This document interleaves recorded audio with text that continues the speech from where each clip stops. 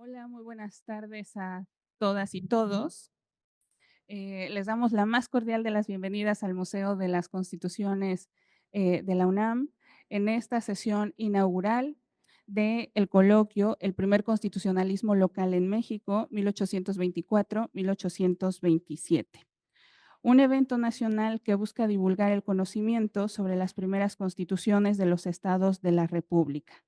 Entonces, estamos muy contentas, muy contentos de darles esta bienvenida, por supuesto, a quienes nos acompañan vía Zoom, al doctor Jaime Olveda Legaspi y a la doctora Mariana Terán Fuentes. Muy bienvenidos. Em, la historiografía ha señalado que el Estado mexicano nació en circunstancias precarias, no solo económicas, sino de diversa índole. Los debates entre constituir a México en una monarquía o en una república, e incluso para definir qué clase de república, si federal o unitaria, fueron discusiones de la mayor relevancia una vez proclamada la independencia en 1821. Con la promulgación de la Constitución Federal de 1824, cuyos debates y redacción tuvieron precisamente sitio en este recinto del Museo de las Constituciones, se logró un aparente consenso que significó crear la primera República Federal Mexicana, y ello significó, entre otros aspectos, que el país se integraba en estados libres y soberanos. ¿Cuántos estados libres y soberanos? Según el acuerdo del constituyente, ni tan pocos que por su extensión y riqueza pudiesen en breves años aspirar a constituirse en naciones independientes, rompiendo el lazo federal, ni tantos que por falta de hombres y recursos viniesen a ser impracticable el sistema. Un sistema que dependió con igual importancia que en el orden federal de la formalidad jurídica de las constituciones locales. Este coloquio tiene el propósito de conocer, en voz de investigadoras e investigadores de todo el país, la forma en que los primeros estados de la República expresaron su identidad territorial, sociocultural y política en estas primeras codificaciones de factura local, las constituciones. Y bueno, sin dar más preámbulo, me permito presentar a quienes nos acompañan en esta primera mesa del coloquio. En principio, presento a la maestra Rosalba Mejía Albarrán, directora del Museo de las Constituciones, a la doctora Regina Tapia Chávez, directora del Archivo Histórico de la Ciudad de México, a la doctora Mariana Terán Fuentes, investigadora de la Benemérita Universidad Autónoma de Zacatecas, y el doctor Jaime Olveda Legaspi, investigador del Colegio de Jalisco. Cedo ahora el uso de la voz a la maestra Rosalba Mejía Albarrán, quien nos compartirá un mensaje de bienvenida. Muchas gracias. Gracias, Jessica. Buenas tardes, bienvenidas y bienvenidos a esta primera mesa del Coloquio Nacional, el primer constitucionalismo local en México, 1824-1827. Hemos organizado este coloquio con el objetivo principal de conmemorar el bicentenario de las primeras constituciones locales en México y a través de ello propiciar la reflexión y diálogo en torno a los procesos constituyentes seguidos en los 19 estados que la Constitución Federal de 1824 reconoció en su artículo quinto y que concluyeron con la promulgación de los primeros textos fundamentales de estos estados integrantes de la Primera Federación. Buscamos también destacar los aportes del primer constitucionalismo local una vez promulgada la Constitución Federal de 1824 y conocer la forma en que las primeras constituciones de los 19 estados de la República Mexicana entre 1824 y 1827 expresaron en el ámbito local los principios de soberanía, división de poderes y derechos ciudadanos, entre otros aspectos. Estos documentos jurídicos delinearon el naciente federalismo mexicano y contribuyeron a la formación de la República con pervivencia hasta el presente. Este coloquio estará integrado por 12 mesas que inician hoy, 21 de noviembre del 2024, mes en el que fue publicada la primera constitución estatal, que fue la del estado de Jalisco en 1824, y termina en julio de 2025, perdón. En las últimas mesas hablaremos sobre las primeras constituciones de los estados que fueron creados en la segunda mitad del siglo XIX, y cómo se insertaron en una práctica del federalismo que sumaba más de 3 décadas de existencia. El coloquio será el marco para una exposición temporal durante el primer semestre del 2025 y una publicación digital conmemorativa del museo. En cada mesa, especialistas de todo el país reflexionarán sobre los antecedentes de la creación del Estado, los procesos constituyentes locales, las primeras constituciones y su relación con el federalismo de la Constitución de 1824 y los principios fundacionales de la nación. Agradezco la generosa colaboración de las doctoras Mariana Terán Fuentes, la doctora Regina Tapia Chávez y el doctor Jaime Olveda Legaspi, que inauguran el coloquio con la mesa de hoy, y les doy la más cordial bienvenida. Muchísimas gracias.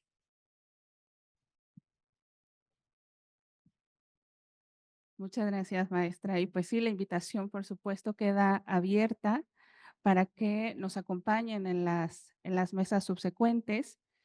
Y bueno, ahora cedo el uso de la voz a la doctora Mariana Terán Fuentes, sin antes hacer una breve semblanza curricular.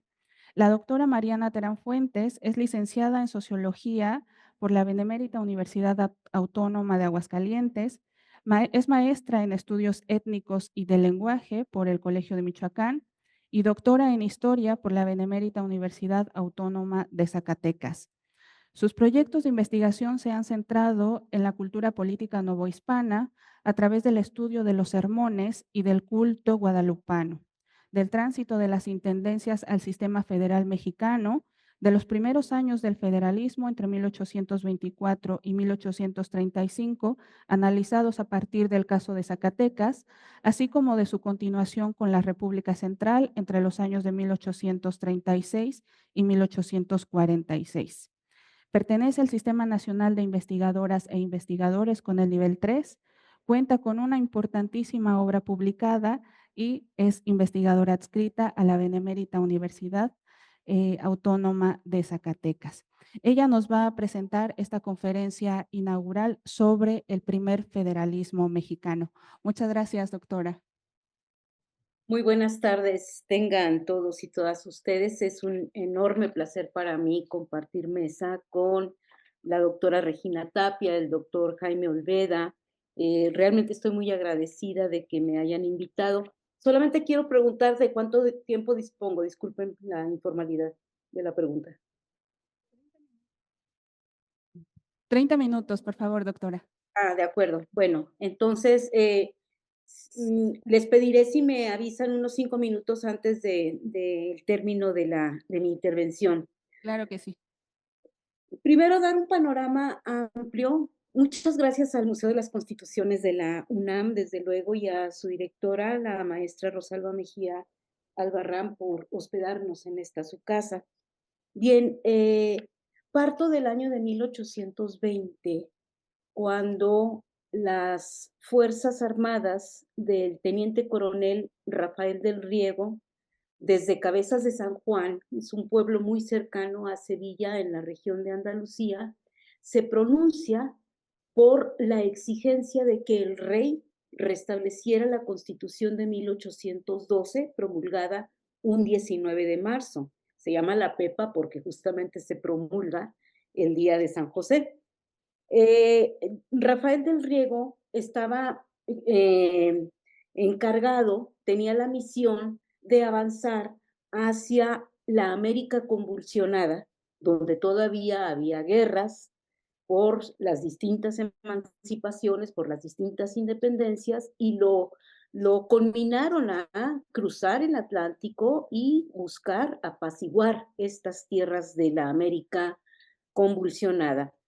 Sin embargo, él traía toda una estrategia más bien contraria a esto, con la idea de que se restableciera la Constitución de 1812. No le quedó de otra al rey por la fuerza militar que adquirió, por la presencia de las tropas que fueron avanzando hacia la exigencia de restablecer la Constitución. Quiero decir algunos de los rasgos más importantes de la Constitución de 1812 que armó a la nación española integrada por los ciudadanos de ambos hemisferios, según así lo dictaba el código. Es una constitución revolucionaria para entonces, así lo consideraron los coetáneos, así lo consideraron estudiosos bien importantes de la constitución como Miguel Artola, el español Miguel Artola, que él comentaba en uno de sus estudios muy interesantes que esta constitución representó una vanguardia de revolución para el contexto europeo. ¿Por qué? Porque reunía en una nación, la nación española, a ambos hemisferios, porque pasaba de la soberanía real a la soberanía nacional. El rey ya no era el soberano, y esto, bueno, viene a trastocar siglos de tradición monárquica hispana. Promovió un Estado centralizado. Quiero anotar estos rasgos porque después veremos las diferencias con las que nació la República Federal. Un Estado centralizado con división de poderes, desde luego con la religión católica como la religión de Estado, sin tolerancia de alguna otra, con 3 niveles de representación política, y esto es bien interesante. El nivel nacional a cargo de las Cortes. Estas cortes que primero se reunieron en la isla de León, después de Cádiz, en el puerto de Cádiz, y después pasaron a Madrid. Recordemos, en un paréntesis obligado, que España estaba en guerra, que España estaba ocupada por las fuerzas militares de Napoleón Bonaparte, y Napoleón Bonaparte no era cualquier jefe militar, era el más importante jefe militar de entonces, en la Europa de aquellos años. Entonces, hay un libro bellísimo que son los episodios nacionales de Benito Pérez Galdós, que va hablando de cómo Napoleón va avanzando en las ciudades, en las plazas, en las villas, y va ganando todos estos lugares. Entonces, las personas que están reunidas en las cortes, pues están buscando, esto es 1808, están buscando refugiarse. En 1810 van a congregarse en unas cortes generales y extraordinarias, y entre 1810 y marzo de 1812 es cuando es el momento constituyente de la nación española. Entonces, en 1820 se restablece la Constitución después de 6 años de retorno del absolutismo. El rey cancela todo este movimiento liberal, doceañista le llaman porque es 1812 con el que se inaugura, lo cancela, y es hasta 1820 cuando se va a mantener, a mantener el rey. Esta constitución entonces habla de 3 niveles de representación. El nivel de las Cortes Generales, que es la discusión nacional, es la reunión de los diputados americanos y peninsulares. No es entonces una experiencia solo española o peninsular, es una experiencia constitucional que integra al mundo americano, y esto es bien importante. Ahora daré algún elemento que me parece relevante comentar con ustedes. El segundo nivel de representación son las diputaciones provinciales. Estas diputaciones provinciales son la institución que va a organizar la administración de recursos humanos, naturales, materiales, de las distintas provincias. Desde luego que cuando fue el primer periodo de vigencia de la Constitución de Cádiz de 1812 a 1814, fue muy disparejo el número de diputaciones entre España y América. A la Nueva España, por ejemplo, pues le tocaron unas cuantas, 6 diputaciones provinciales. Y desde entonces, desde el primer periodo de vigencia, va a haber un reclamo cada vez más fuerte, creciente, que contamina a otros diputados, que contagia por la exigencia del incremento de organismos provinciales. Vamos a ver, la provincia de Zacatecas perteneció entonces a la de la Diputación Provincial de la Nueva Galicia. Era un tremendísimo territorio prácticamente pues ingobernable por las distintas vocaciones económicas productivas, por las distintas tradiciones culturales, por la distinta composición étnica. ¿Y qué decir de la Diputación Provincial de Nueva España que reunió? Bueno, ahí estaba Valladolid, estaba Guanajuato, estaba Tlaxcala, Puebla, Veracruz, Oaxaca, una enorme diputación provincial, y esto se dio entonces en este primer contexto entre 1812 y 1814. Al momento en que se van instalando estos organismos provinciales, al momento en que se jura la Constitución, y esto es una cosa realmente sorprendente porque el juramento a la Constitución política de la monarquía española se va a dar en un número muy importante de ciudades, de villas y de pueblos. A veces los juramentos son lo que imaginan que hay que jurar.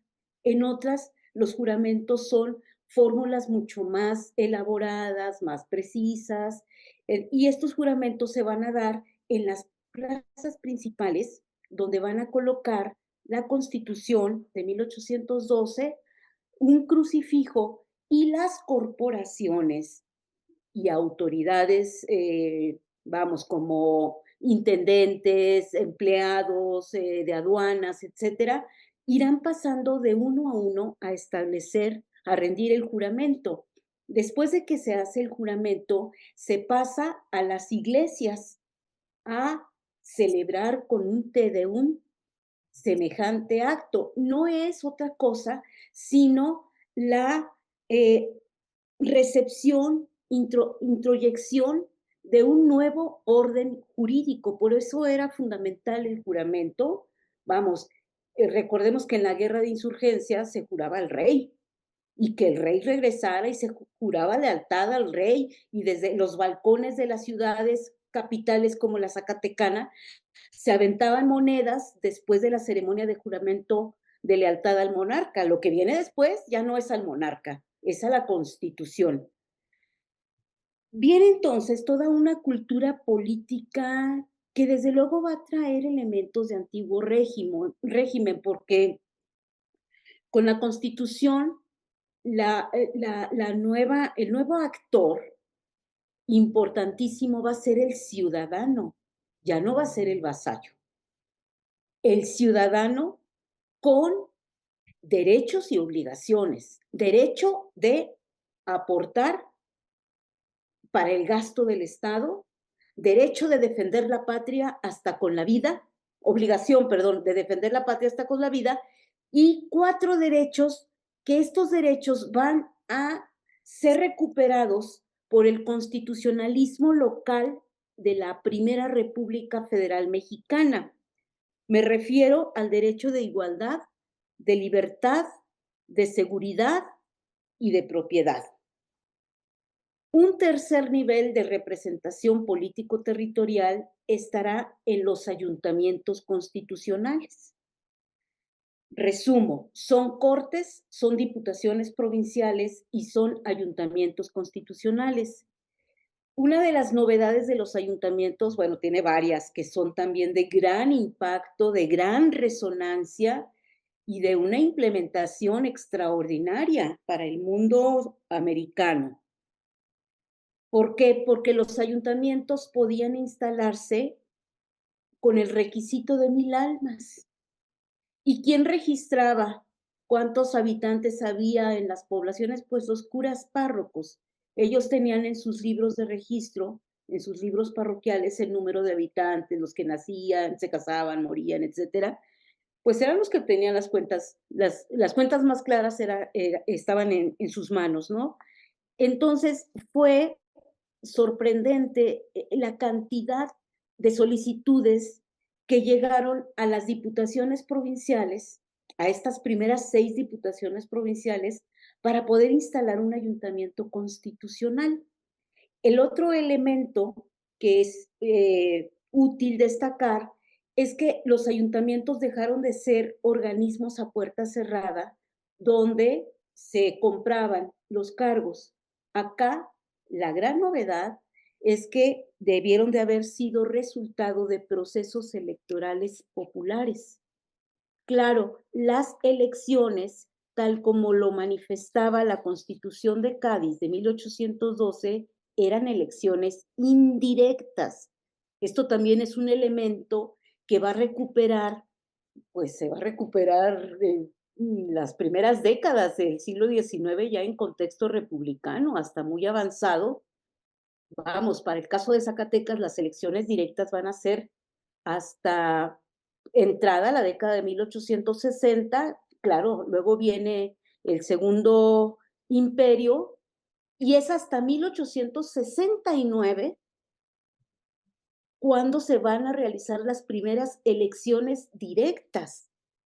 Entonces, todo esto es el legado de la Constitución de Cádiz en contexto republicano, nada más que va a haber variaciones importantes de acuerdo a cada una de las entidades ya en los primeros 11 años de República Federal. En 1820, vuelvo a lo que inicié, se restablece la Constitución y aquí viene un elemento que yo he caracterizado como un tono mucho más radical. El liberalismo sube de tono, se radicaliza, porque en contexto de virreinato de Nueva España, todavía no hay consumación de independencia, estamos en 1820, pero desde ya los diputados como José Miguel Ramos Arizpe, que fue, por cierto, el que propuso la creación de diputaciones provinciales desde 1811, por eso se le llama el padre del federalismo mexicano. Bueno, Ramos Arizpe, el otro diputado que estaba muy cerca de él, que era Mariano Michelena, están ante las Cortes Generales exigiendo que se incremente el número de diputaciones provinciales. ¿Por qué? Porque no era posible que Puebla de Los Ángeles siguiera perteneciendo a donde pertenecía, porque tenía su propio esplendor, su propia gloria, sus propios ramos económicos, productivos, su propia población pujante, su propio comercio, etcétera. Claro, una cultura extraordinaria, impresionante, y entonces estaban exigiendo los integrantes del Ayuntamiento de Puebla, así como los integrantes del Ayuntamiento de Valladolid, que se contara con su propia diputación provincial. Para Zacatecas ya se había hecho el reclamo desde 1812-13 con el diputado por la provincia zacatecana, el teólogo José Miguel, otro José Miguel, pero Gordoa y Barrios, que decía, pero ¿por qué Zacatecas va a seguir dependiendo de Nueva Galicia si tiene su propia dinámica, si tiene sus propios intereses y además Zacatecas es la provincia que más le ha otorgado recursos a las arcas de la corona para poder enfrentar sus guerras? Entonces esto es desde muy temprano. Regresamos a 1820 y este es el tono de los diputados americanos: exigir un mayor número de diputaciones provinciales. Esto se va a dar. Luego, en 1820, no les queda de otra más que aprobar las diputaciones de Valladolid y la de Puebla. Pero viene, obviamente, todo este movimiento ya a partir de la publicación del Plan de Iguala. De esto ya ha habido mucha tinta, extraordinarios estudios sobre el cierre de la guerra de insurgencia, la consumación de la independencia, pero con el Plan de Iguala, bueno, se va a ir profundizando este proceso, y estos meses de febrero a septiembre de 1821, pues van a ser meses de gran trascendencia para la conformación de una nueva realidad política independiente que finalmente pues va a dar paso a esto, al Imperio Mexicano. Brevemente quiero decir con el Imperio Mexicano que hubo una gran aceptación por parte, he revisado la mayoría de las actas de sesiones de las diputaciones provinciales, y las que se refieren a este tiempo hablan de la época gloriosa, la época de la regeneración política, de la formación del Estado, de contar con las propias instituciones, de cancelar el insoportable yugo explotador de España. Eso lo dice además una muy profusa folletería. Se van a fundar periódicos en este contexto, estos periódicos que van a tener en el tema de la Constitución uno de los más importantes signos de los nuevos tiempos políticos. Estos periódicos como La Abeja Poblana y otros muchos, y folletos como El Indio Constitucional, van a tener como la tesis principal que solo con la Constitución se contiene el poder del tirano. Bueno, entonces el primer momento del Imperio Mexicano es un momento, digamos, de efervescencia, de entusiasmo, de una enorme esperanza, pero aquí, desde luego, esto es muy sabido, pues el gran vector que va a provocar el quiebre de este imperio que no va a terminar de constituirse, es un imperio inconstituido, va a ser la soberanía, porque la soberanía va a estar en una pugna muy grave, muy fuerte, de absoluto conflicto entre el Ejecutivo y las Cortes Imperiales, ¿no? Aquí, bueno, desde luego es muy útil leer las actas constitucionales que organizó José Barragán y leer cómo se están dando todos estos pleitos entre estos dos poderes. Pero el gran error de Iturbide, y con eso pues le debió su caída a ese gran error, fue haber cancelado el Congreso y haber mandado a prisión a varios de los diputados, ¿no? Hay toda una representación también de los diputados en ese sentido. Y yo digo que el poder no conoce vacíos. Esa es mi tesis.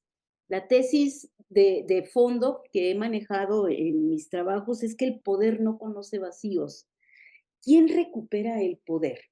Estamos hablando ya de agosto, septiembre de 1822. Claro que Iturbide tenía el enorme temor de las conspiraciones republicanas. Él mandó a preguntar a los distintos ámbitos. Acá en Zacatecas llegó, o sea, tan lejos de México, llegó esta digamos, estrategia de Iturbide por ver en dónde se estaba hablando de república. Y como el poder no conoce vacíos, y fue muy grave el error de Iturbide, las provincias son las que recuperan el poder. Y aquí ya con Jaime hemos tenido la fortuna de coincidir en varios eventos a propósito de este año. Las provincias radicales fueron Oaxaca, Yucatán, Jalisco y Zacatecas, que se van a pronunciar antes que hubiese república. El año clave, según lo que hemos conversado, es 1823. Claro que desde diciembre del 22 se está hablando de república por los pronunciamientos de Santana, pero en 23 estas 4 provincias se van a decidir por la república y aquí no va a tener, me parece, mayor discusión qué tipo de república.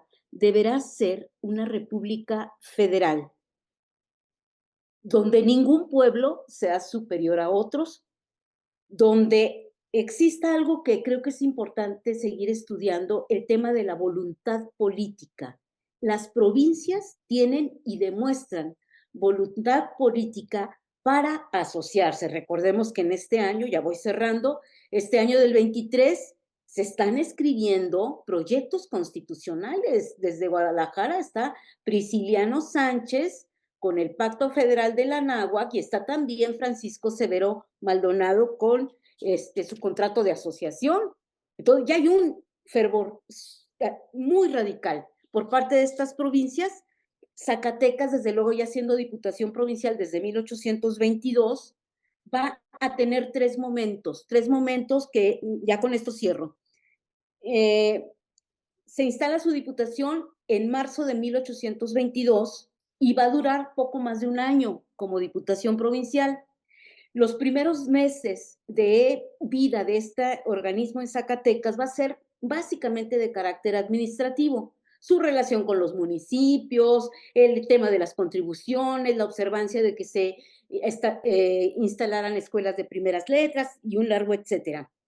Pero a partir de esta crisis del Imperio Mexicano, Zacatecas va a asumir la soberanía de su territorio y en junio, 17 de junio, un día después que lo va a hacer Guadalajara, en 1823, va a declararse entidad libre y federada con las demás que deseen, por eso digo el tema de la voluntad política, que deseen integrar la Confederación Mexicana. Y el tercer momento de la Diputación Provincial será ya siendo diputación, esto es lo asombroso, siendo diputación, saltándose todas las trancas tanto del ordenamiento gaditano como del mismo plan de Casamata, va a realizar un ejercicio legislativo. Será la Diputación Provincial la que diseñe el primer reglamento para el gobierno provincial del estado de Zacatecas. Cierra sus sesiones el 18 de octubre de aquel año 23 y al día siguiente se instalará, bajo proceso de elección, el primer Congreso Constituyente del estado de Zacatecas. Con esto cierro y muchísimas gracias.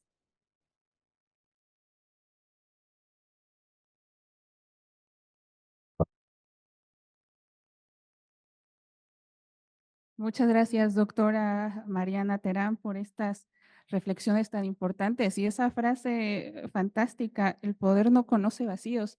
Verdaderamente habría que analizar un tanto más estas experiencias locales para conocer efectivamente cómo se ha configurado ese poder local, que no es desde el vacío, evidentemente, ¿no? Entonces, dejaremos hacia el final de la mesa los comentarios y preguntas que pueda haber del público asistente. Y bueno, pues le reitero el agradecimiento, doctora, por esta presentación. Continuaremos ahora con la participación del doctor Jaime Olveda Legaspi.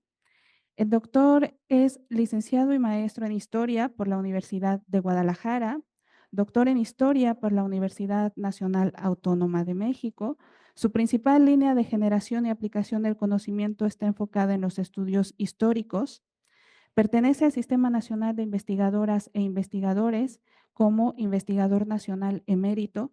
Cuenta con una muy importante obra publicada y es investigador adscrito al Colegio de Jalisco. La presentación del doctor Olveda Legaspi será sobre la Constitución de Jalisco. Adelante, por favor, doctor. Muchas gracias. Un placer también estar con ustedes y haber escuchado a Mariana Terán, su exposición. Bueno, creo que esta conferencia en la que voy a hablar sobre Jalisco sí debe ser la primera porque Jalisco va a ser la primera provincia, Guadalajara, la primera provincia en convertirse en Estado libre y soberano. La fundación de la República en 1824 es resultado de un pacto, de un convenio, de un acuerdo suscrito por las 17 provincias que había en 1823. Pero hay un punto que no se le ha prestado mucha atención hasta ahorita, y esto lo podemos ver en la historiografía de este tiempo, de que en este momento, es decir, una vez que Iturbide abdicó, se desató en las provincias una efervescencia política muy importante, porque afloran grupos interesados en hacer propuestas y defender la República Federal desde un principio. Pero lo que no se ha puesto atención es que las provincias tenían distinto grado de desarrollo, cada una tenía sus propios problemas y no todas respondieron del mismo modo como lo hizo estas 4 provincias que mencionó Mariana: Guadalajara, Zacatecas, Oaxaca y Yucatán. ¿Por qué tenían una condición distinta? Porque desde el siglo XVI estas provincias habían mantenido una relación distinta con la capital virreinal, es decir, con la Ciudad de México. Y además, cada una pues había tenido su propio desarrollo. Yo creo que la de Guadalajara es la que más alcanzó un grado de desarrollo y una identidad local muy propia. Porque eso viene desde el siglo XVI, cuando Nuño de Guzmán se propuso conquistar esta región que hoy identificamos como el occidente de México. Pues ya Nuño quería formar un reino distinto al de Cortés, en donde este reino no dependiera de nada de la Ciudad de México. Y este sentimiento autonomista que nace en el siglo XVI y que Nuño lo hereda a los siguientes gobernadores, porque los siguientes gobernadores recogieron esta herencia de Nuño y defendieron su autonomía, la autonomía del reino con respecto a la Nueva España. Bueno, esto tuvo una madurez muy importante. Por eso hay una conciencia y un sentido de pertenencia a la región, yo creo que muy maduro ya a finales del siglo XVIII. Y luego, en esta centuria, finales del XVIII, Guadalajara fue fortalecida con la fundación de instituciones que no tenían otras provincias, por ejemplo, la universidad, la imprenta y el consulado. Entonces, imagínense ustedes estas tres instituciones con la experiencia de un gobierno propio, que era la audiencia, que también venía desde el siglo XVI, pues le dio un espíritu distinto a la región. Por eso digo que es la región más madura políticamente y mejor estructurada. Y para completar esto tenía un puerto que comunicaba a la provincia con el exterior, y ese puerto es el puerto de San Blas. Entonces, pues San Blas es a Guadalajara lo que Veracruz era la Ciudad de México. Son dos circuitos mercantiles muy importantes. Esto hizo que en Guadalajara también surgiera una élite muy poderosa por los capitales que estaban invirtiendo en el comercio y en la ganadería desde el siglo XVI, pero como hay ahora énfasis, en el siglo XVIII. De tal manera que cuando se consuma la independencia, las provincias que se declaran independientes antes que Iturbide consume la independencia el 27 de septiembre, ahí aflora con mayor vigor este sentimiento autonomista de las provincias. Por eso unas van a responder más que otras. Guadalajara deja entrever y manifiesta, mejor dicho, de que se trata de su propia independencia. Por eso también hay que hacer énfasis de que hay independencias regionales antes de la independencia nacional del 27 de septiembre de 1821. Aquí la de Guadalajara se va a hacer en junio, en el mes de junio, a mediados del junio, el 16 de junio. ¿Y qué sienten los de Guadalajara? Sobre todo la capital, que es donde estaban aglutinados pues, los poderes y la élite y también los hombres cultos. Bueno, entienden que se trata de la independencia de Guadalajara. ¿Con respecto a quién? A las demás provincias y de España. Esto mismo ocurre con la abdicación de Iturbide. Ya Mariana ha dicho que este imperio no se constituyó bien, no creó lazos de unión, y entonces, cuando abdicó Iturbide, las provincias entendieron que volvían a su estado natural, es decir, podían gobernarse a sí mismas y tomar el destino que les pareciera.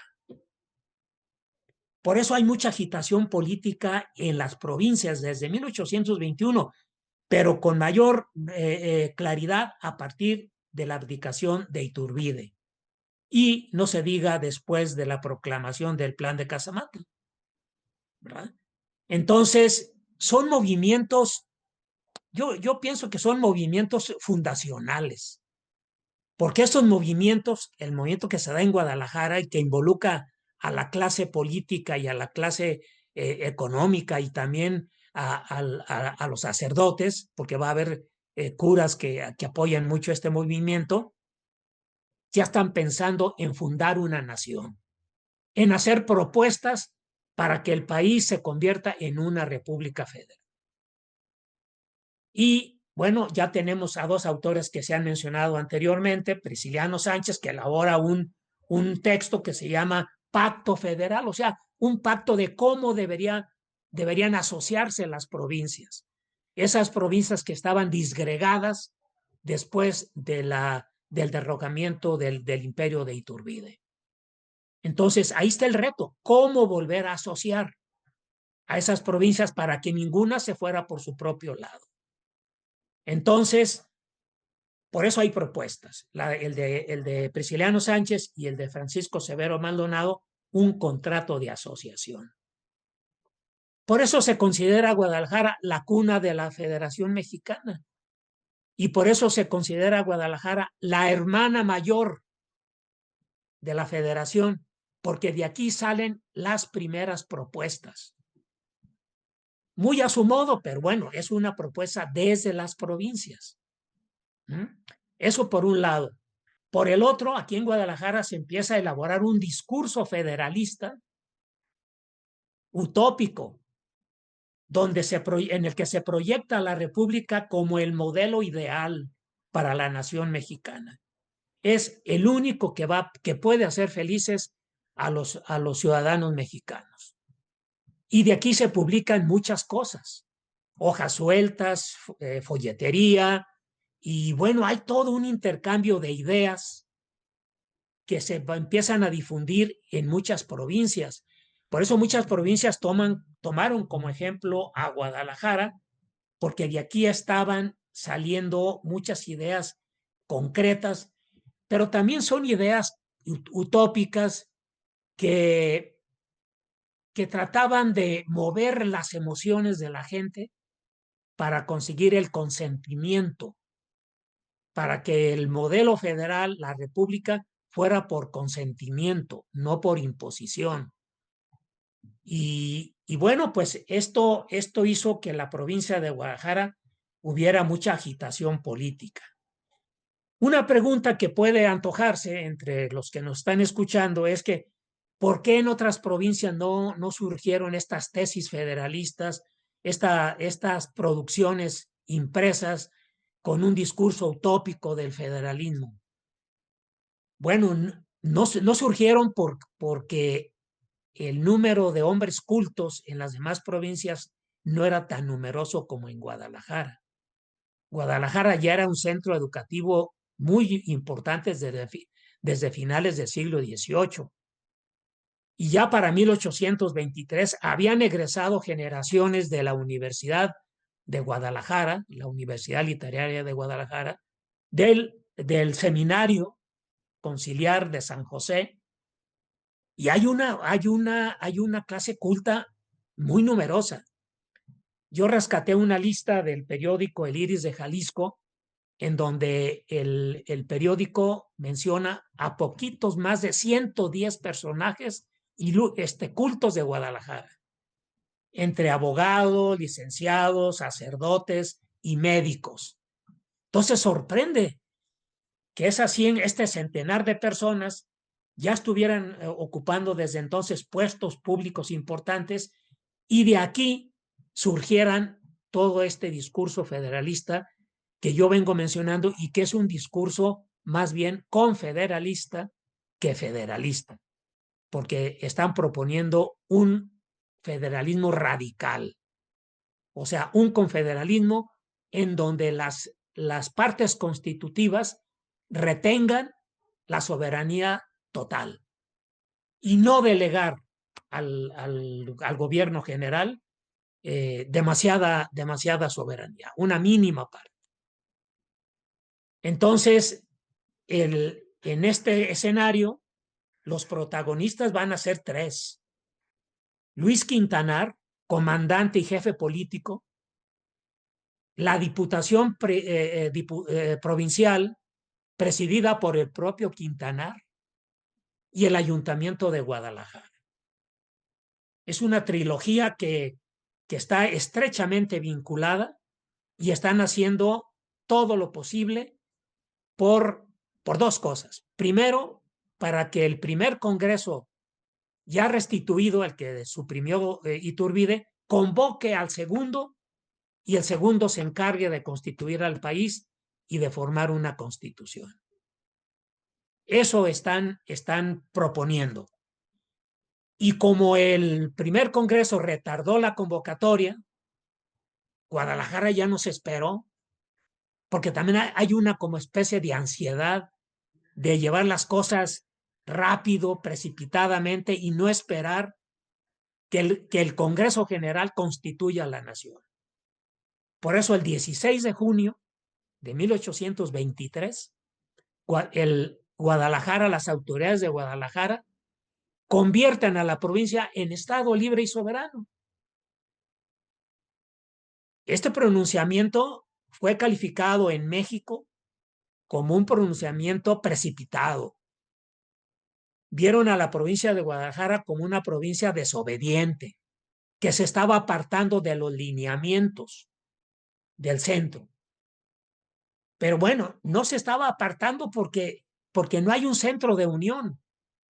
Ya sabemos que después de la abdicación de Iturbide se formó el Supremo Poder Ejecutivo como centro de unión. Guadalajara lo reconoce, pero no hay un lazo estrecho que lo ligue.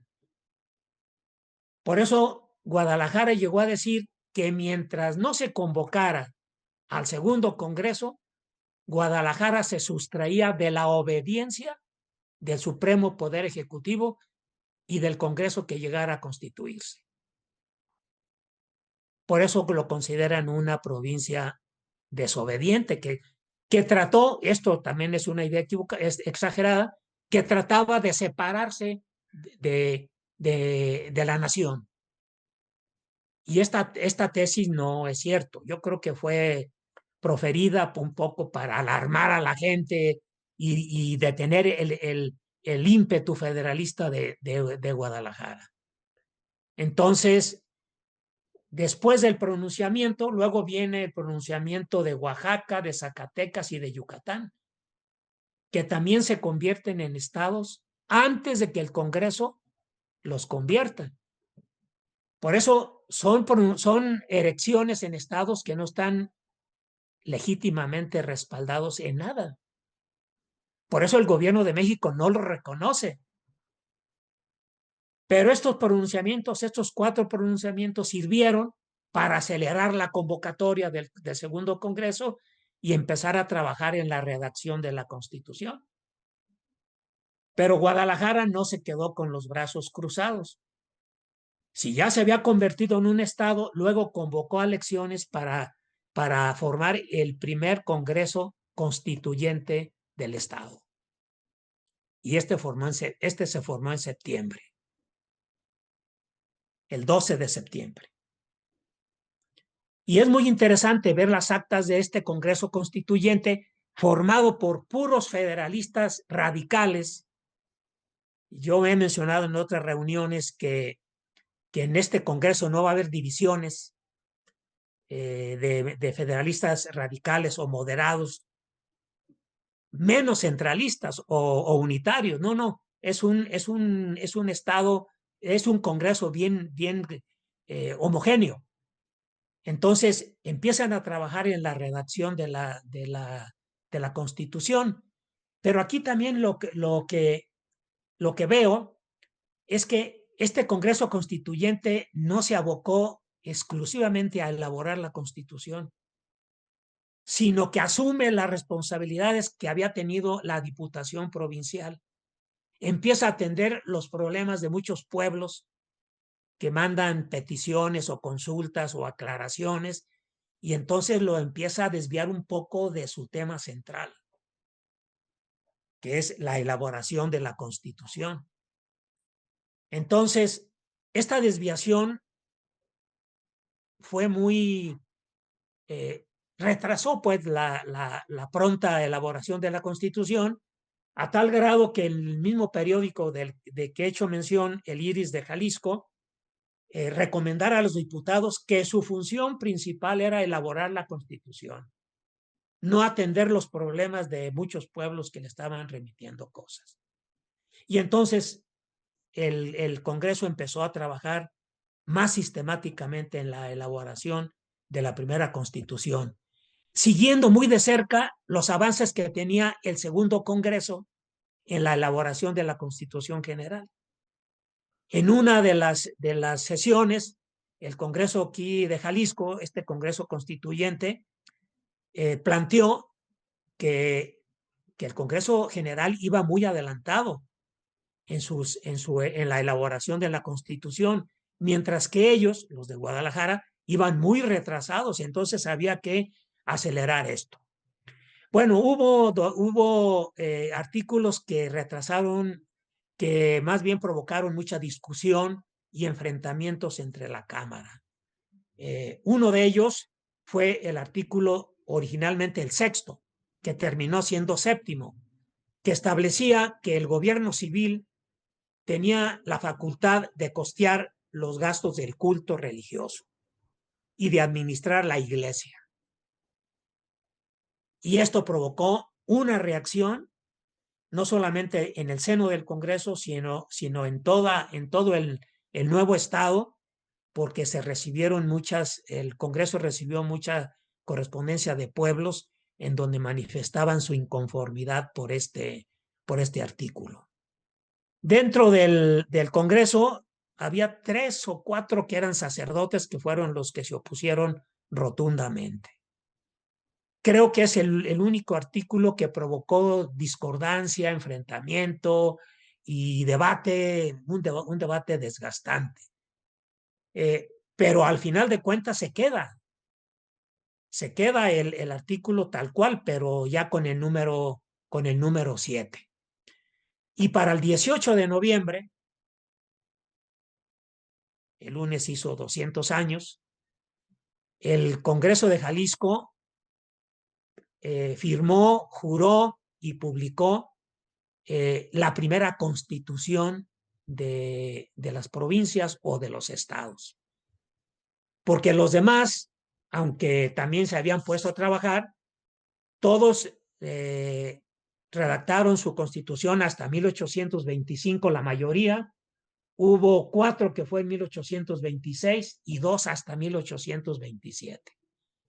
Entonces, fíjense, o sea, no es presunción, es simplemente para ir ubicando. Guadalajara, primero que se pronuncia como Estado, primero en formar su Congreso Provincial, primero en redactar y jurar la Constitución. Una Constitución muy larga. Tuvo 272 artículos. Si vemos las demás constituciones, creo que hay una, no recuerdo cuál es, si Nuevo León o Tamaulipas, que rebasa al de Jalisco con 2 o 3 artículos. Pero la de Jalisco es una de las también más amplias. Ahora, esta constitución también se mandó a las demás provincias, como también se mandaban otros documentos en donde está plasmado el discurso federalista radical de Guadalajara. Entonces, posiblemente haya servido de algo de modelo, alguna cosa así, ¿no? Ahora, ¿cómo se ve al grupo de diputados redactando la Constitución y en los debates? Es realmente si son hombres cultos, pero son hombres conocedores de la política, saben lo que es la República, saben lo que es una Constitución, supieron lo que era un Congreso, no lo supieron. Son hombres, no por ser republicanos, eran hombres modernos.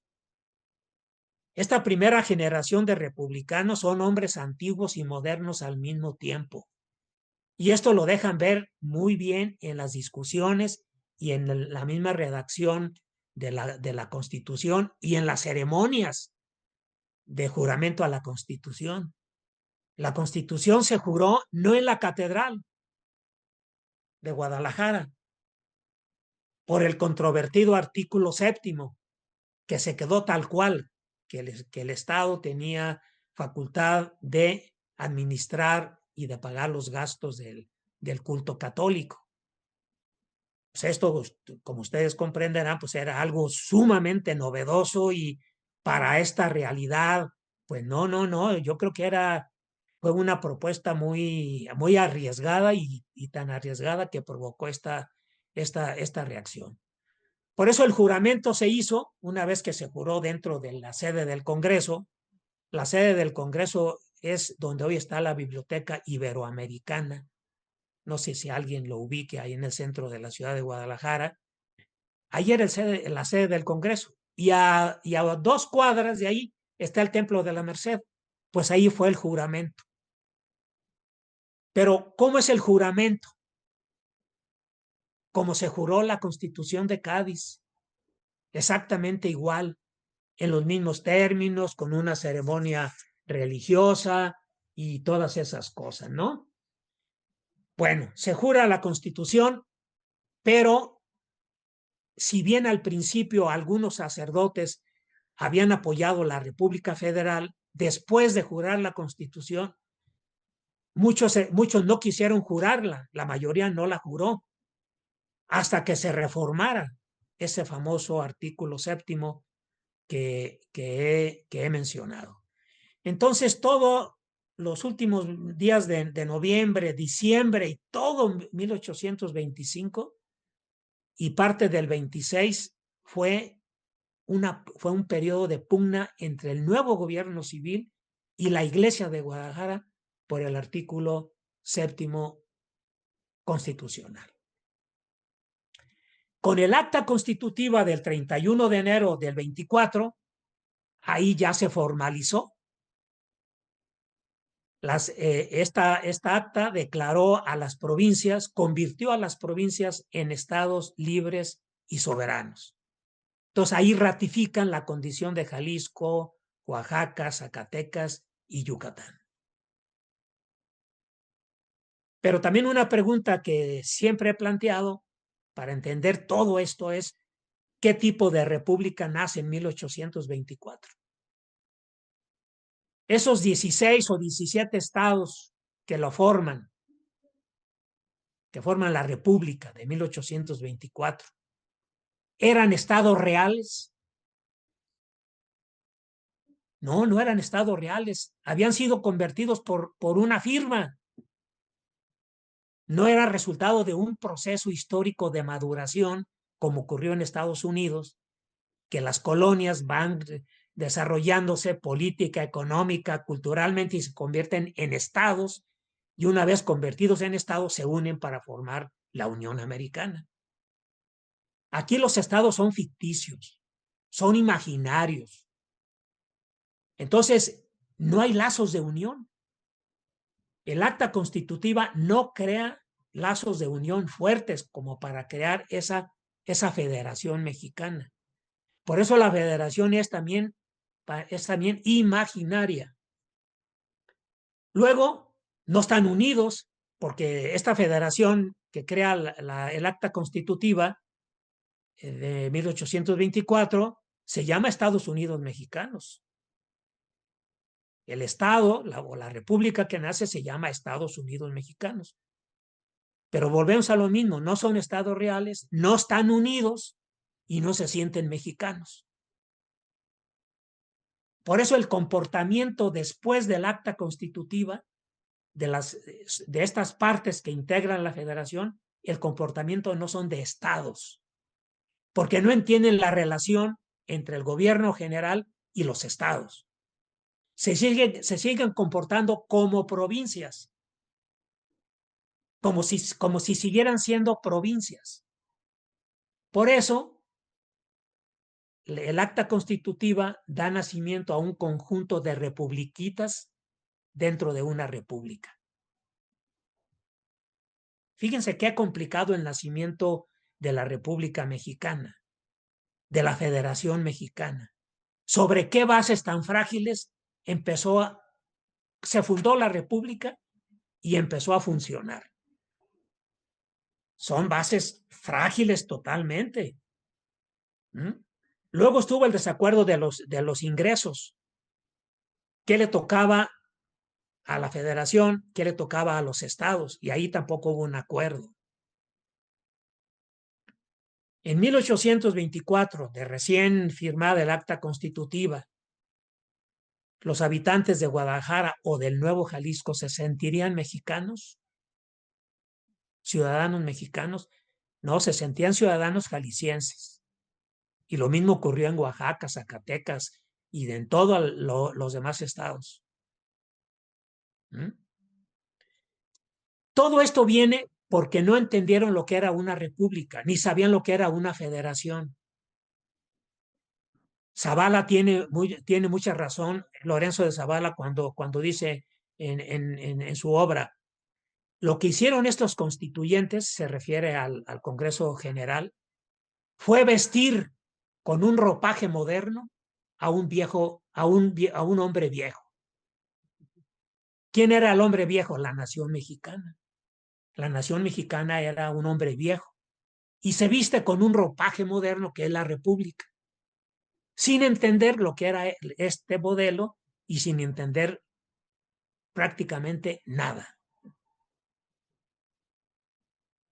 Por eso, ya con esto concluyo, creo que el mérito de la primera generación de republicanos, de estos que estamos hablando, fue enlazar el viejo régimen con el nuevo régimen. Enlazarlo, tratar de enlazarlo, ¿verdad? Para poder ir avanzando, ¿no? Entonces, pues la tarea naturalmente fue muy ardua, muy complicada, muy desgastante. Pero bueno, ese es el inicio del republicanismo en México. Y aquí yo ya lo dejo por el momento.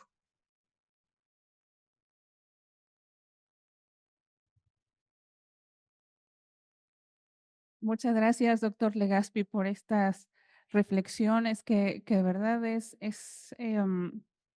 muy importante pensar en esta configuración regional que antecedió precisamente a estos ejercicios de codificación, ¿no? Todo lo que está detrás, sin duda, habla de una riqueza en esa composición territorial, social y demás. Entonces, efectivamente, estas primeras negociaciones deberían sernos siempre de mucho presente. Muchas gracias, doctor. Ahora vamos a finalizar esta serie de conferencias con la doctora Regina Tapia Chávez. La doctora Tapia realizó estudios de licenciatura en la Universidad Nacional Autónoma de México. Realizó también estudios de maestría y de doctorado en el Centro de Estudios Históricos en el Colegio de México. Pertenece al Sistema Nacional de Investigadoras e Investigadores en el nivel 1. Cuenta con diversos premios y publicaciones también muy importantes y actualmente se desempeña como directora del Archivo Histórico de la Ciudad de México.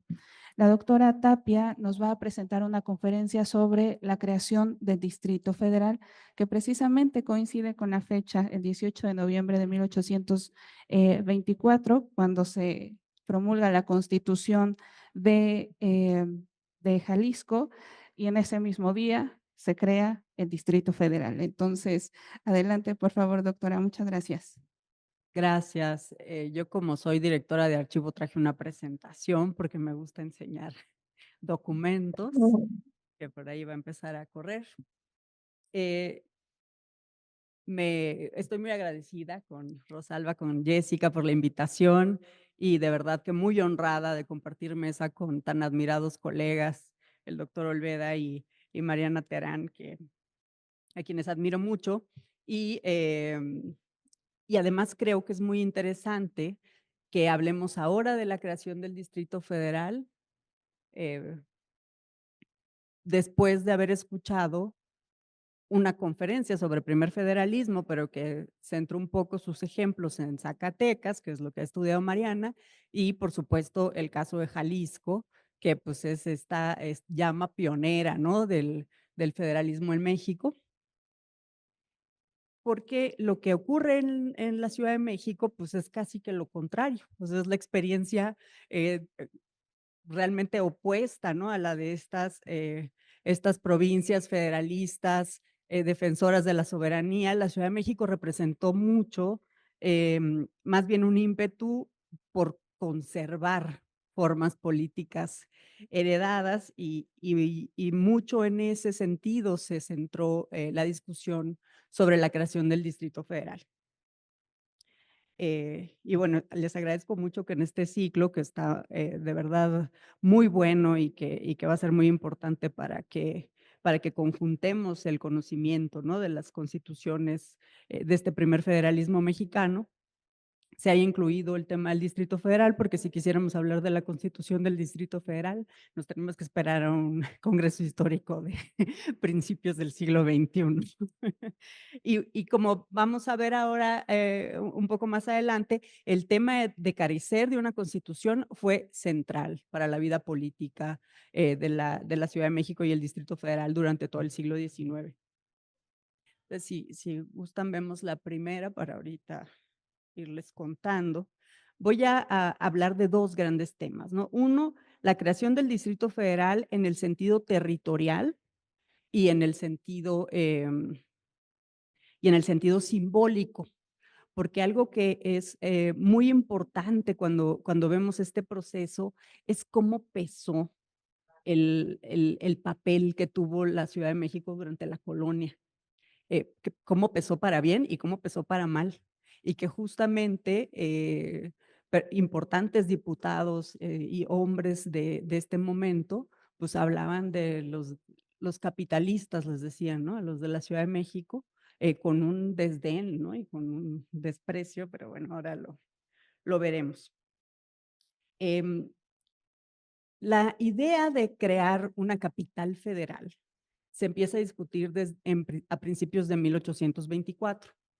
Y ahí hay un tema que a mí me parece que no hemos explorado lo suficiente, ¿no? Existe este libro de Gerald McGowan que publicó el Colegio Mexiquense, que se llama El Distrito Federal de Dos Leguas o cómo el Estado de México perdió su capital, que realmente es un estudio corto y tiene más bien una compilación de documentos, es la mayor parte del libro, pero que en este estudio sí se puntualiza esta pérdida que significó para el Estado de México.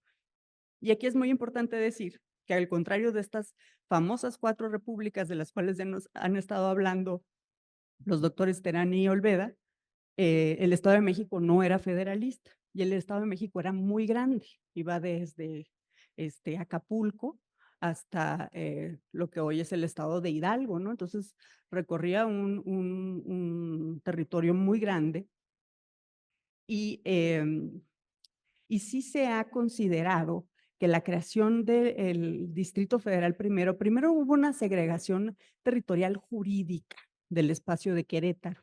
Desde principios de estos trabajos constituyentes, Querétaro solicitó su escisión de la provincia de México, ¿no?, que tenía un poco estas características de lo que ya habló Mariana, y que por lo tanto a Querétaro se le dio, digamos, como esta identidad propia muy temprano en estos trabajos constituyentes, pero incluso tenía la provincia de México esa extensión. Y entonces desde ahí yo siento que es muy importante que se haya hecho el planteamiento de crear la ciudad federal tan temprano en estos procesos, porque me parece que si el Estado de México hubiera estado un poco más constituido, más fuerte, hubiera sido más difícil. Entonces, lo que vemos en este texto que comentaba es este sentido de que el Estado haya perdido su capital, en un momento en el que todavía no existe el Estado, porque no, como decía, no era federalista, no tenía este avance que sí tenían Jalisco y Zacatecas, y que permitió que se hicieran bastantes maniobras. Sin embargo, no fue fácil, ¿no? Y es un poco lo que les voy a ir contando. Bueno, este primer documento es la portada. Siempre que llegaba un nuevo ayuntamiento de México, quien tenía el puesto de secretario tenía que organizar el archivo. Nadie lo hizo nunca, excepto Vicente Riva Palacio cuando tuvo el puesto en 1857, y él organizó los volúmenes del Fondo Ayuntamiento, de lo que hoy es el Fondo Ayuntamiento en el archivo. De hecho, cuando a Francisco Gamoneda lo contratan para dar la organización, ya incluidos los documentos del Distrito Federal en los años 20 del siglo XX, reconoce el trabajo que le dejó hecho Riva Palacio, pero solo hasta la época de Riva Palacio estaba organizado y luego Gamoneda se tuvo que echar como de cero desde los 50 del siglo XIX hasta su época. Y entonces Riva Palacio hace este volumen que le pone historia, se los voy a leer porque aquí en la sala se ve un poco oscuro. Historia, erección del Distrito Federal, representación del ayuntamiento para que la capital sea ciudad federal y residencia de los supremos poderes. A mí me gusta que le haya dado el título de historia. Y casi todos los documentos que vamos a ver que son del Archivo de la Ciudad de México en esta presentación vienen de este volumen. Por suerte pude incluir algunos del Archivo General del Estado de México. Entonces, aquí, si vamos a la siguiente, tenemos este primer documento, precisamente nos habla de esta época, de esta etapa final, ¿no? La organización territorial y política que se heredó del último periodo colonial. Francisco Molinos del Campo, jefe superior político interino de la ciudad, invita a todos los sabios de la nación para que participen mandando sus escritos a la comisión encargada para formar la planta de la Constitución con el objeto de ilustrar el desempeño de esta. Este documento es de 1823 y convocaba a todos, ¿no? A todos los que vivían en la Ciudad de México a que vinieran a hablar de la Constitución. Y luego, si vamos a la siguiente, aquí vamos a ver cómo empiezan los problemas, porque esta es una circular que es de julio de 1824. Imaginémonos que de marzo de 1824, que justo es cuando empiezan las discusiones para el tema de la ciudad federal, se forma la comisión en el Congreso Constituyente, se forma la comisión de 9 diputados que iban a encargarse de hacer el dictamen sobre dónde podía residir, dónde podían residir los poderes federales. Comisión de 9 diputados, donde por supuesto estaban presentes Jalisco y Zacatecas, y era integrante Ramos Arizpe también. Y entonces desde marzo hasta noviembre, que se decreta la formación del Distrito Federal, fue capital del Estado de México, la Ciudad de México, al mismo tiempo que capital pues, de la República que se está formando, al mismo tiempo que sigue funcionando con su institución histórica, el Ayuntamiento de la Ciudad de México. Entonces, debe haber sido bastante divertido. Esta es una circular que emite Melchor Musquiz, gobernador del Estado de México, en julio, arreglando un asunto administrativo, pero emitiendo la circular en la Ciudad de México. Este documento es del Archivo General del Estado. En estas discusiones que llevó a cabo la comisión, porque ellos concluyen su dictamen diciendo, tiene que estar en un lugar que esté bien conectado, que sea conveniente para todas las regiones, que todo el mundo pueda llegar fácilmente, y proponen 4 o 5 ciudades todas en Guanajuato. Estaba Celaya, estaba San Miguel y un par más que ahora se me escapan.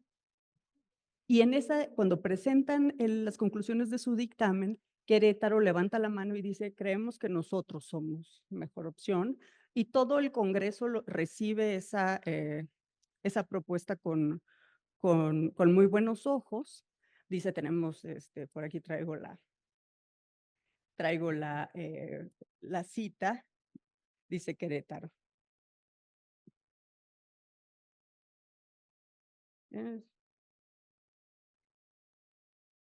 Se consideraban el más indicado por ser su capital ciudad mercantil, industriosa, con hermosos, cómodos y espaciosos edificios. Y entonces todos dijeron que bien, pero en el gobierno se enteran que así salió el dictamen de la comisión y que esto pasó en la sesión, y Lucas Alamán, que era ministro de Relaciones, contesta al resultado del dictamen y dice,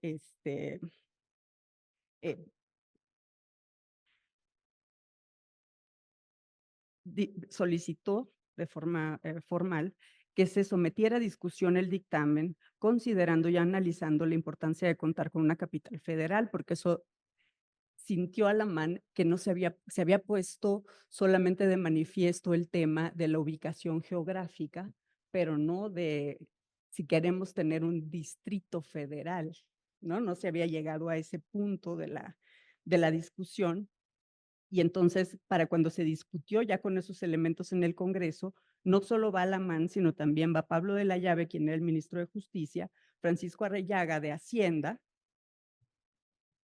y Manuel Mieri Terán de Guerra y Marina, quienes vocalizaron lo que implicaría mudar los poderes de la ciudad a Querétaro, manifestando la conveniencia de dejarlos como estaban, porque además de que el cambio de capital constituía una invitación a la disolución del equilibrio político, y presentaron una serie de argumentos de posible inestabilidad y además de los altos costos que traería el traslado. Además, el ministro de Hacienda argumentó que los grandes capitales residían en la ciudad y que por ello tampoco era conveniente sacarlos de ella.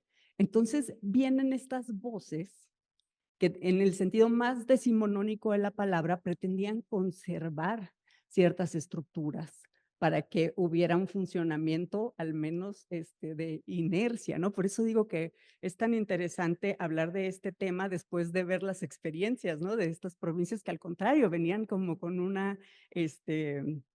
con un ímpetu de cambio y de propuesta y de funcionar de otra forma, aunque como bien dijo el doctor Olveda, pues todavía no sabían muy bien de qué se estaba hablando, ¿no? En esta discusión sobre el tema de la capital federal, el padre Mier apoyó la idea de crear una ciudad federal en la Ciudad de México, argumentando su estatus de metrópoli. Dijo Mier, en Estados Unidos tuvieron que hacer un distrito federal así como en medio de la nada porque no tenían ninguna metrópoli. Nosotros tenemos una metrópoli, tenemos que usarla, tenemos que echar mano de esto.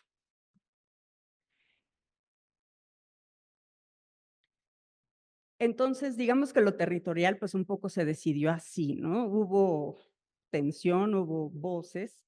El Estado de México, en la voz de Musquiz, empezó a hacer unas fuertes, empezó a representar como una fuerza para evitar que se le quitara la capital al Estado de México. Los periódicos ahí, el Sol y el Águila, empiezan a tener un papel importante. Yo creo que ahí empezamos a ver, ¿no?, esta prensa como un actor político más del siglo XIX mexicano. Publicaban propuestas, bueno, la capital del Estado de México se puede ir a Texcoco, se puede ir a este lado, se puede ir al otro. Entonces, como tratando de resolver los problemas que el Estado de México estaba poniendo, porque ya cada vez la voz cantante iba hacia que la capital se quedara aquí y que se creara este Distrito Federal. Pasamos la siguiente, por favor.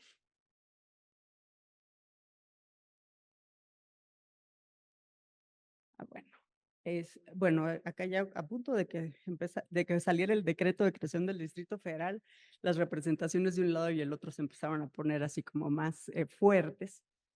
Pero antes de esto, los diputados en estos meses estuvieron todavía discutiendo lo inadecuado que era para las regiones aceptar que la capital estuviera en la Ciudad de México. Se justificaban en que la idea de que la ciudad era un punto hegemónico, un elemento centralizador y de control de antiguo régimen. Sergio Miranda Pacheco, que como todos sabemos ha estudiado este tema con mucha profundidad, él nos ha explicado que que se planteó el argumento de una supuesta influencia nociva de los capitalistas, como les digo que les decían, de la Ciudad de México sobre el nuevo gobierno nacional, que había recelos y animadversión despertada por las élites del resto del país hacia las de la Ciudad de México.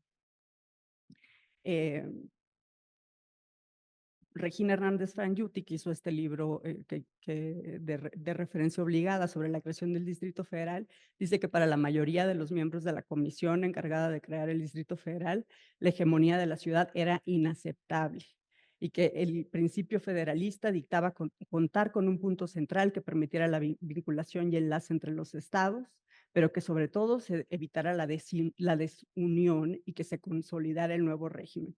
Les recomiendo mucho en este libro la parte donde ella recrea todos los argumentos, porque esto de que iba a venir necesariamente un periodo de terrible disolución social si se quitaba la capital de la ciudad, es interesantísimo, ¿no? Argumentos todos presentados por los ministros del gobierno federal en funciones en ese momento. Bueno, acá tenemos cuando ya se empieza a ver de una forma más clara que sí se va a formar el Distrito Federal, ya se empiezan a movilizar las partes para apoyar o rechazar la idea, ya fuera del Congreso, ¿no? Ya en el Tribunal de la Opinión Pública. Aquí el Sol publica en un suplemento, ¿no? En estos insertos que hacían a los periódicos como una esquela, como un cartelito, una exposición del Ayuntamiento Constitucional de México al Congreso Federal apoyando que la Ciudad de México se declarara ciudad federal. Esto es de octubre, finales de octubre, 23, o sea, estamos hablando que todo era muy inmediato. Si vamos a la siguiente,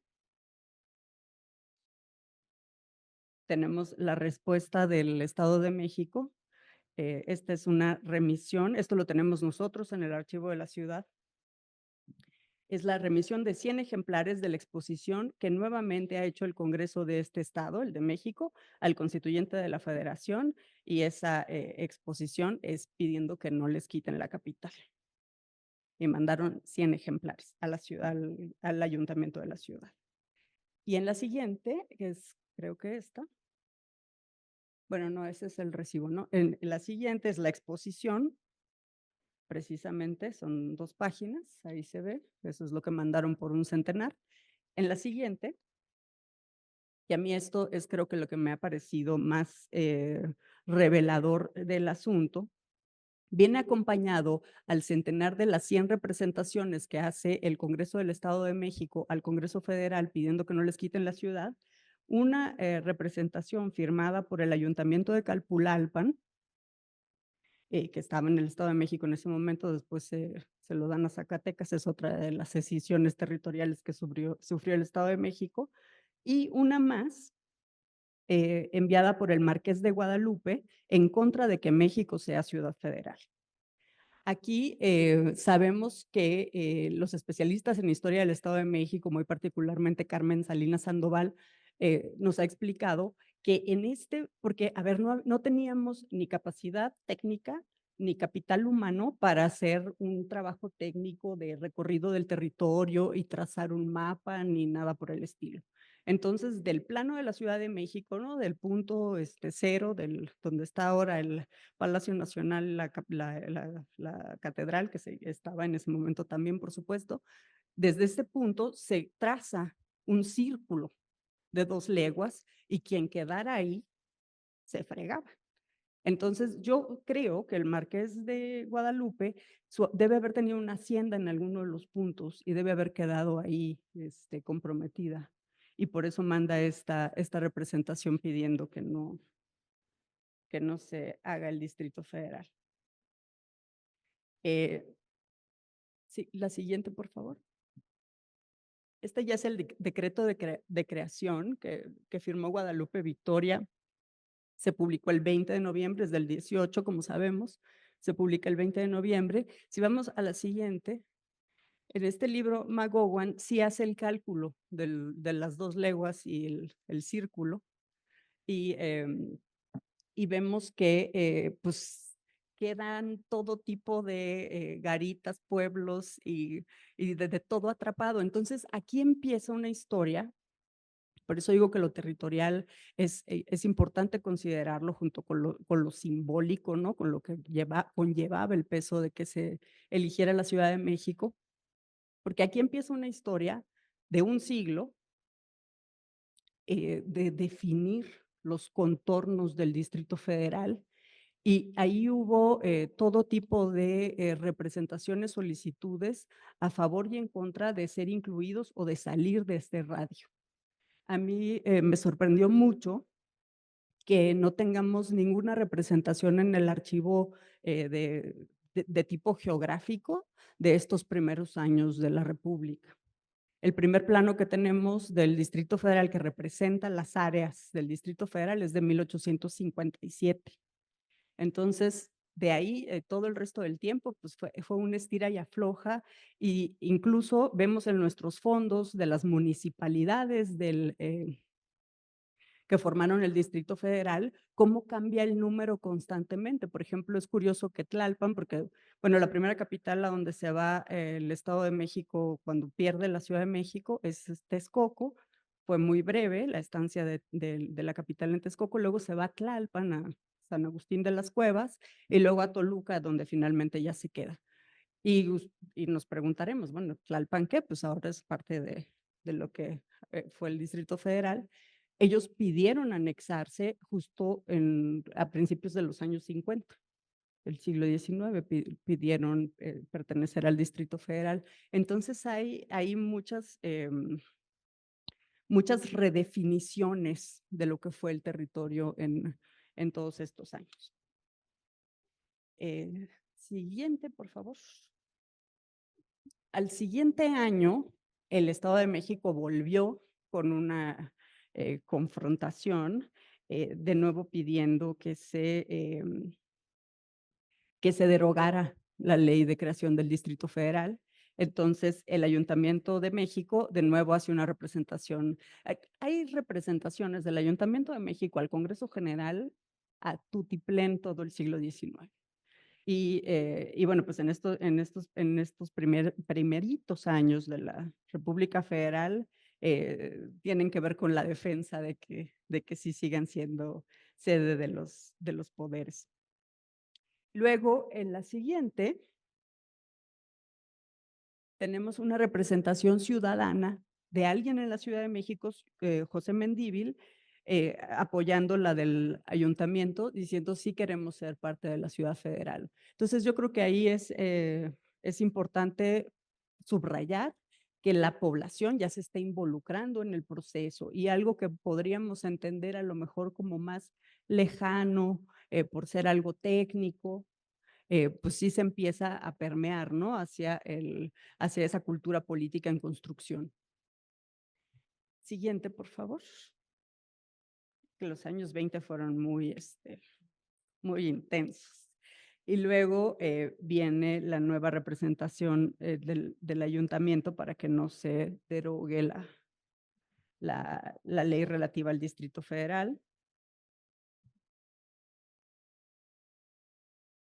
Y esta historia de tensión, de primeras tensiones con el Estado de México, concluye con la siguiente, cuando se decreta, ya vamos a acabar, cuando se decreta las facultades del Distrito Federal. Este famoso decreto emitido el 11 de abril de 1826, que es lo que estamos viendo, donde se le quita a la ciudad y a sus municipalidades, pues prácticamente todos sus derechos municipales.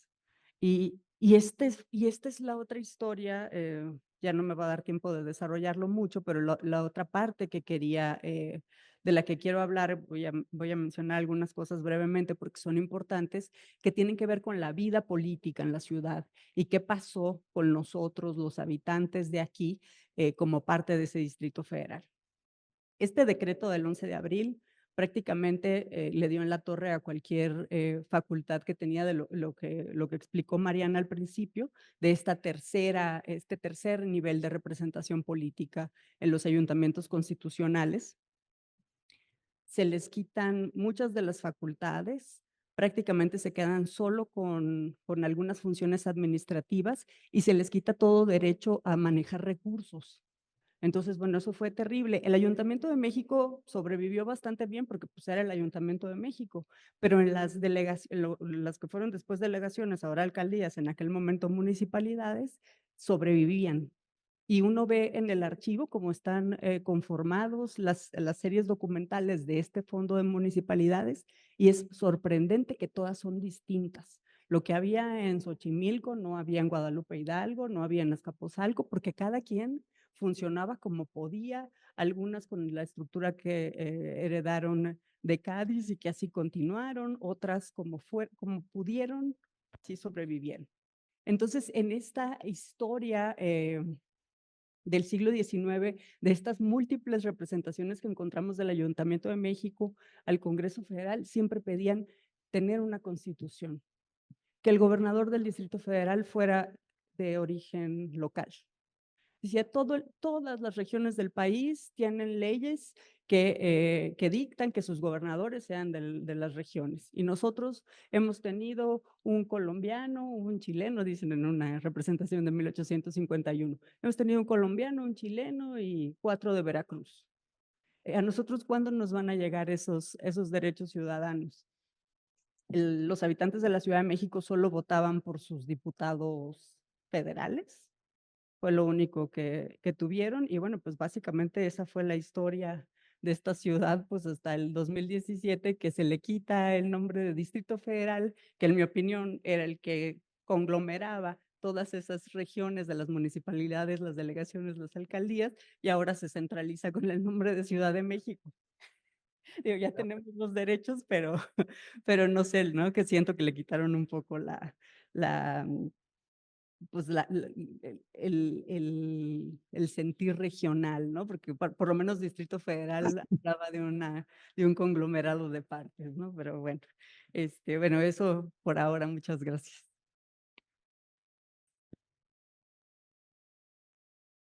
Bueno, sí, si gustas pasar nada más la siguiente, porque están los planos para que veamos la representación geográfica.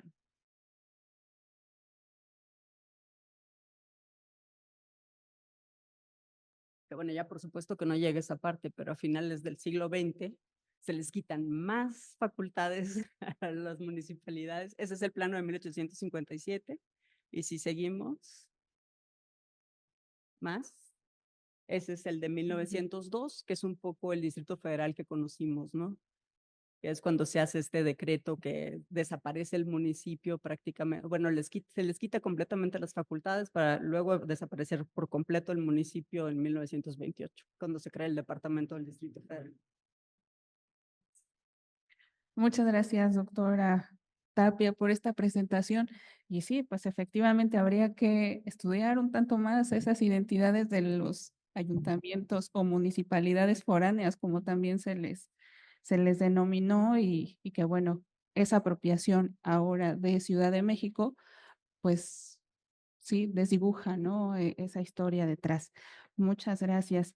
Y bueno, pues ahora abrimos un espacio para preguntas o comentarios que puedan tener las personas asistentes aquí en el Museo de las Constituciones. Si tienen alguna duda, algo que quieran comentar a alguna de las personas ponentes.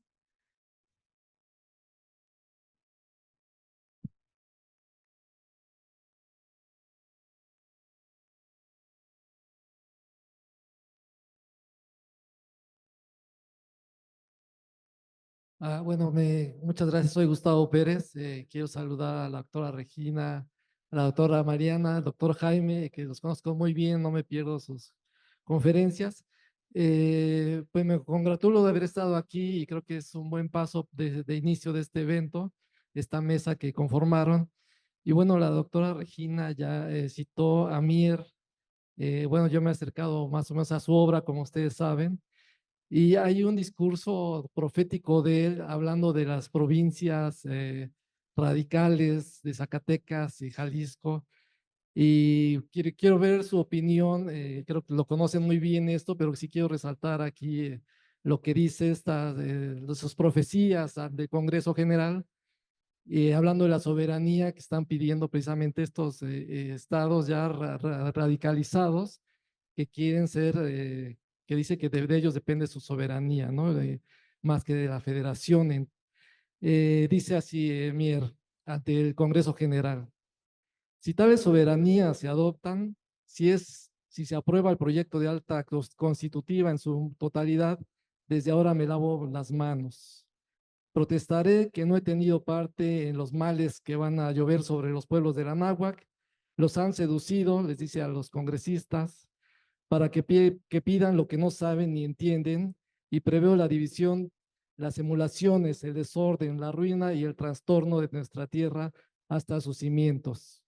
Dios mío, salva a mi patria.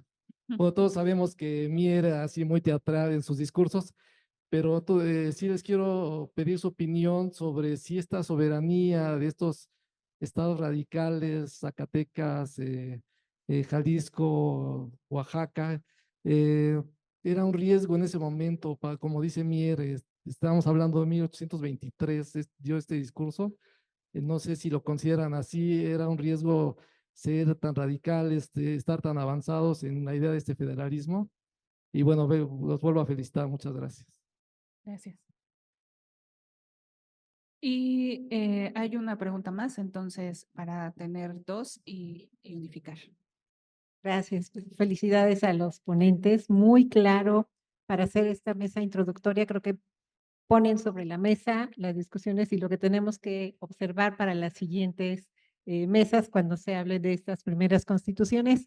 Y pedí el micrófono porque mi pregunta justo va relacionada con la de Gustavo para que nos integren la respuesta. Precisamente Mier, y aquí lo tenemos en nuestra exposición temporal, dice que está a favor de una federación moderada. Y ya lo comentó el doctor Ortega Legazpi, hay mucha discusión sobre el concepto de lo que concebían como o se entendía como la confederación y la federación. Entonces, le pediría por favor si podría abundar sobre esos dos conceptos que se discutieron en esos años. Gracias. Sí. ¿Sí? Sí, adelante, por favor, doctor. Sí, yo creo que el principal desacuerdo en lo que estaba Mier, y no solamente Mier, también Zavala y también Carlos María de Bustamante, coincidían en que el modelo federal no iba a dar resultado, auguraban un fracaso, porque en el centro de la discusión estaba la soberanía. La soberanía era única o era fragmentaria. Si era única, pues se depositaba en el gobierno general. Los estados no eran soberanos. Si los estados eran soberanos, entonces no podía haber una buena relación entre las partes constitutivas y el gobierno federal. Entonces, si se buscaba también construir la unidad, porque sin unidad tampoco podía funcionar la república, había que renunciar a los estados a buena parte de su soberanía y delegarla al gobierno general. Pero ese desacuerdo, pues, fue lo que dividió a la clase política de 1824, 23 y 24, porque no se pusieron de acuerdo en dónde recaía la soberanía, en quién estaba depositada. Los estados se declararon soberanos y actuaron como soberanos. Por eso el gobierno de Guadalupe Victoria no va a gobernar ciudadanos, va a gobernar estados. Esto también es muy importante. Gobierna a estados, porque los estados se asumen como plenamente soberanos y no quieren delegar nada, porque ellos piensan que con eso van a quedar subyugados al centro. Los estados entienden que cooperar con el gobierno es sujetarse al centro. Y esta mala interpretación hizo que no hubiera comprensión entre el gobierno general y los gobiernos de los estados. Ahora, recuerden también de que no todos los estados van a responder de la misma manera. Van a responder de acuerdo al proceso histórico que traían desde el siglo XVI. Si Guadalajara, o bueno, ya Jalisco, traía una tradición larga de autonomía, era lógico que se asumiera como Estado soberano para seguirse gobernando a sí mismo y manejar sus impuestos. sobre todo los que ingresaban por el puerto de San Blas. Entonces, estos desacuerdos por la soberanía fue lo que provocó el enfrentamiento y la división entre la clase política. Muchas gracias, doctor. No sé si la doctora Mariana tiene algún comentario. Sí, adelante, por favor, doctora. Sí, gracias. Bueno, decir que la experiencia federal en México cumple 200 años.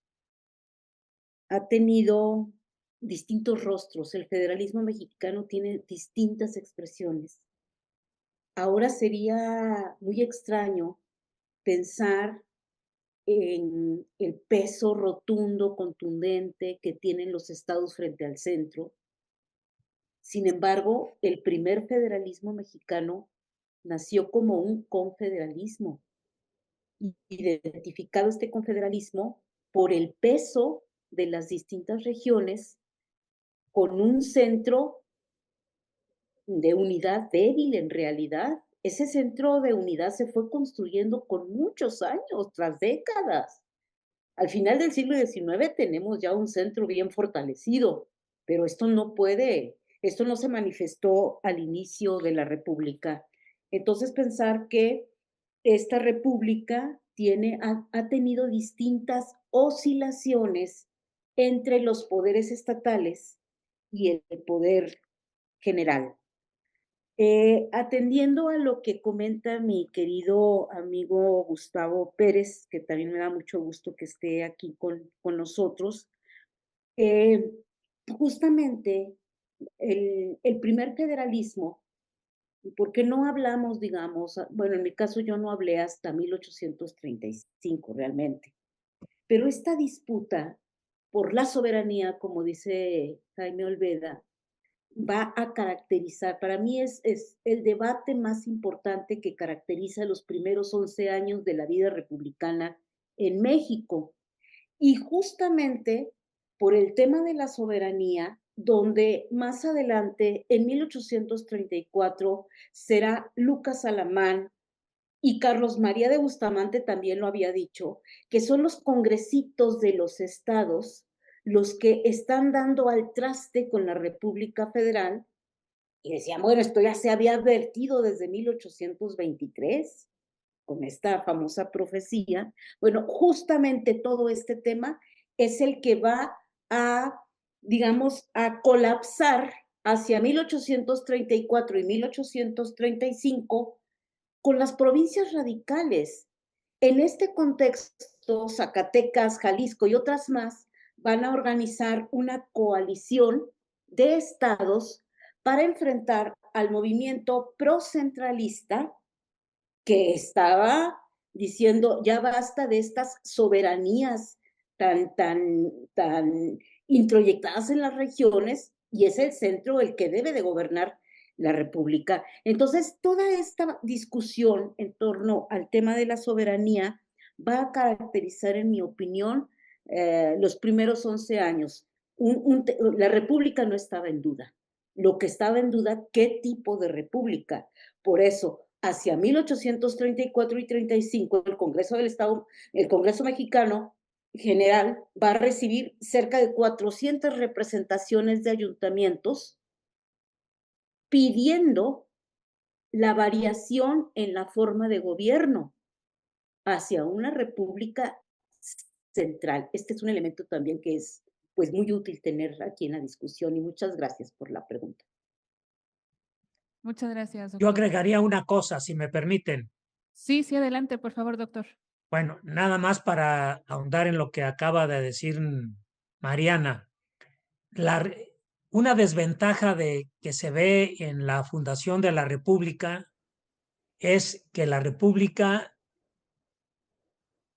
está compuesta por varios centros de poder. Cada capital de los estados es un centro de poder. Entonces la República nace con una dispersión del poder enorme. Por eso también el federalismo no va a poder funcionar bien, porque cada capital estatal es un centro de poder. Y ahí viven gobernadores muchos más fuertes y con más poder que el propio presidente de la República. Por eso no va a funcionar la república. Bueno, pero esa es la primera experiencia también. Hay que tomarlo en cuenta. Esta es la primera experiencia llena de errores, de muchas cosas que hay que tomarlas en cuenta cuando hablamos de la fundación de la República de 1824. Para que el federalismo funcione, debe haber una concentración del poder. No absoluto, pero debe haber buena concentración del poder. Pero los estados lo interpretaban como estar subyugados si esto se daba. Por eso reclamaban su plena soberanía. Sí, muchas gracias, doctor. Y efectivamente, ¿no? Esa centralización de poder llegaría muchísimas décadas después y, bueno, lo que derivó hacia comienzos del siglo XX, ¿no? Entonces, pues sí, habría que tomar todo en su justa medida en virtud de la experiencia, de esta primera experiencia federal. Y no sé si la doctora Tapia tenga algún comentario que agregar, ¿no? Creo que ya no hay más preguntas. Entonces, bueno, pues vamos a dar por concluida esta primera mesa de trabajo de este coloquio sobre el primer constitucionalismo local en México. Les recordamos, por supuesto, que es un programa que se estará llevando durante el primer semestre de 2025. Continuaremos con la segunda mesa el jueves 16 de enero. Y bueno, pues allí en la página del museo pueden consultar el programa completo. La página es museodelasconstituciones.unam.mx, también en las redes sociales del museo para que pues con gusto nos acompañen, podamos seguir reflexionando y aprendiendo muchísimo en voz de expertas y expertos en estos temas de historia constitucional, historia regional y bueno, pues les agradecemos mucho su presencia, su compañía, a la doctora Mariana Terán, que nos acompaña desde Zacatecas, al doctor Jaime Olveda, que nos acompaña desde Jalisco. Muchísimas gracias, doctores. Gracias. Gracias. Nos vemos muy pronto. Les agradecemos mucho. Hasta luego. Hasta Gracias. luego.